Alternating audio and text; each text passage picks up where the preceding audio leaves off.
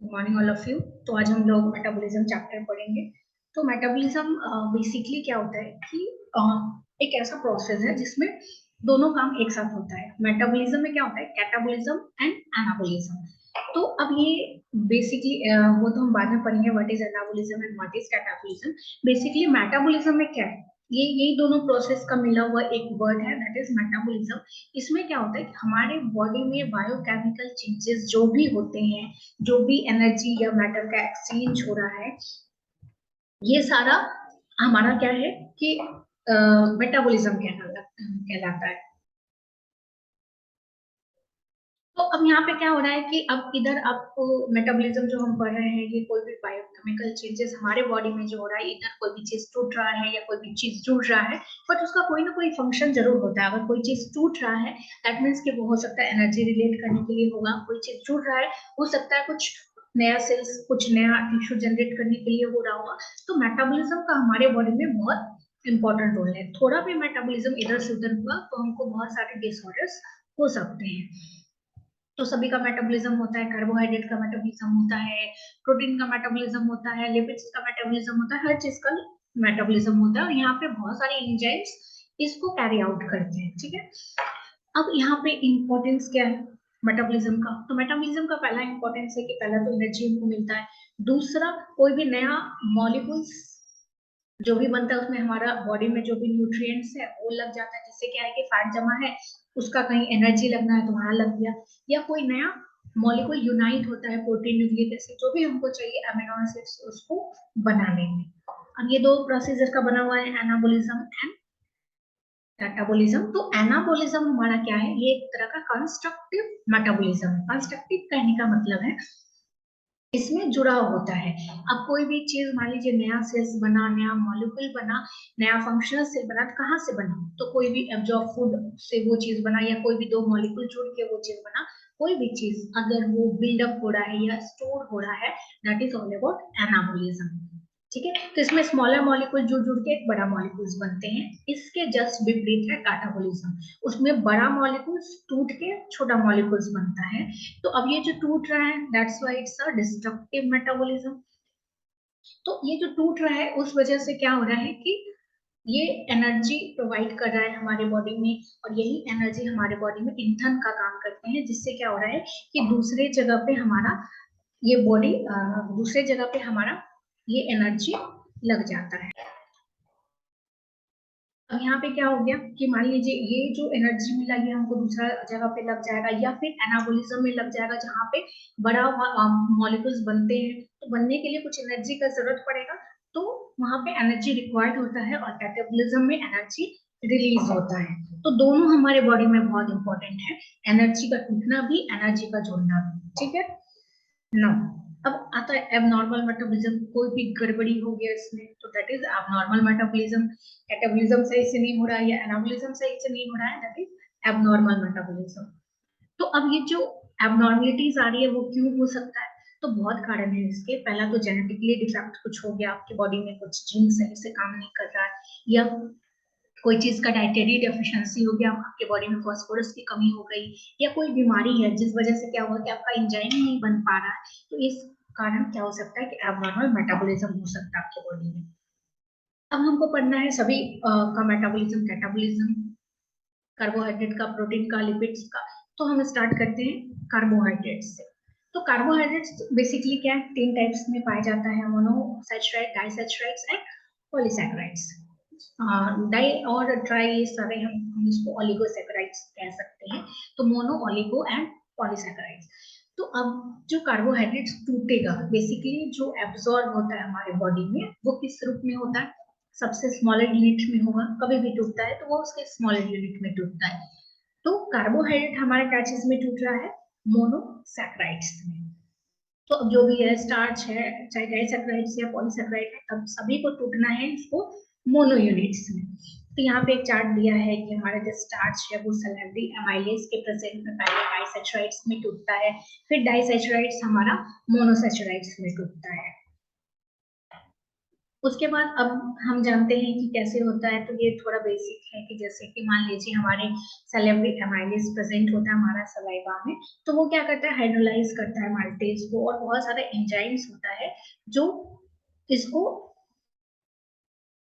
Smaller units में तोड़ता है, जैसे कि पेंक्रियाटिक एमाइलेज हो गया, माल्टोज को ग्लूकोज में बदलता है, पेंक्रियाटिक माल्टेज हो गया जो माल्टोज को ग्लूकोज में बदलता है, एमाइलेज स्टार्च को डेक्स्ट्रीन में या डेक्स्ट्रीन को माल्टोज में बदलता है। तो यहाँ पे कुछ दिया हुआ है, ये बेसिकली आपके एमसीक्यू टाइप क्वेश्चंस के लिए इम्पोर्टेंट है। उसके बाद नेक्स्ट है कि ये जो मेटाबॉलिज्म है कार्बोहाइड्रेट्स का, ये बेसिकली हमको एनर्जी देते हैं एटीपी के फॉर्म में, और यही एनर्जी हमारे हर एक मेटाबॉलिक प्रोसीजर के लिए बहुत जरूरी है। अब जो हमको इसमें पढ़ना है वो सबसे ज्यादा इम्पोर्टेंट क्या है, ग्लाइकोलाइसिस। तो ग्लाइकोलाइसिस क्या है कि ग्लूकोज का टूटना, लाइसिस वर्ड मतलब ये होता है स्प्लिटिंग, टूटना, तो ग्लूकोज का टूटना को ही हम लोग ग्लाइकोलाइसिस बोलते हैं। तो ये ग्लूकोज टूट के क्या चीज में बनेगा, तो यही एक साइकिल है ग्लाइकोलाइसिस साइकिल। तो इसमें ग्लूकोज टूटता है और हमारे बॉडी में एनर्जी प्रोड्यूस करता है, तो एनर्जी प्रोड्यूस करता है, उसके साथ क्या करता है, पायरुवेट बनाता है, एनएडीएच बनाता है और वाटर बनाता है। और ये कहाँ होता है, हमारे साइटोसेल ऑफ साइटोप्लाज्म में। अब हो सकता है कि जरूरी नहीं कि हमेशा ये ऑक्सीजन प्रेजेंट हो, अगर ऑक्सीजन प्रेजेंट है तब ये पायरुवेट बनाएगा, अगर ऑक्सीजन एब्सेंस है तो ये लैक्टेट बनाएगा। तो ये क्वेश्चन हमेशा एमसीक्यू में आता है, हो सकता है आपके एग्जिट एग्जाम में आ जाए कि ग्लाइकोलाइसिस ऑक्सीजन के प्रेजेंस में क्या बनाता है, तो पायरुवेट, ऑक्सीजन के एब्सेंस में क्या बनाता है, तो लैक्टेट। तो presence of oxygen is known as aerobic condition और absence of oxygen is known as anaerobic condition। ठीक है, तो aerobic condition होगा तो पायरुवेट, anaerobic condition होगा तो लैक्टेट। क्लियर है ना। अब हमको ये चार्ट पढ़ना है, ये आपके लिए सबसे अच्छी बात क्या है कि आपको स्ट्रक्चर वाइज नहीं पढ़ना, सिर्फ नेम वाइज पढ़ना है। जैसे अभी स्ट्रक्चर आप पढ़ते हैं C6H12O6 ग्लूकोज का पूरा स्ट्रक्चर, फिर कहाँ पे क्या डिफरेंसेस हो रहा था, तो वो काफी ज्यादा आपके लिए हार्ड हो जाता, बहुत ज्यादा याद करने के लिए भी दिक्कत हो जाता। बट नाउ आपको सिर्फ नेम याद करना है, तो याद करना पड़ेगा ये, तो थोड़ा हम समझा देते हैं। तो पहला क्या है कि ग्लूकोज का टूटना है, ग्लाइकोलाइसिस है, तो फर्स्ट जो हमारा सबस्ट्रेट है ऑब्वियस ग्लूकोज होगा, तो यहाँ पे ग्लूकोज टूटना है। तो अब ये जो प्रोसीजर में जाएगा तो यहाँ पे क्या होगा, पहला रिएक्शन हमारा होता है फॉस्फोराइलेशन। फॉस्फोराइलेशन मतलब क्या होता है कि एडिशन ऑफ फॉस्फेट ग्रुप, एक फॉस्फेट ग्रुप आके लग जाएगा।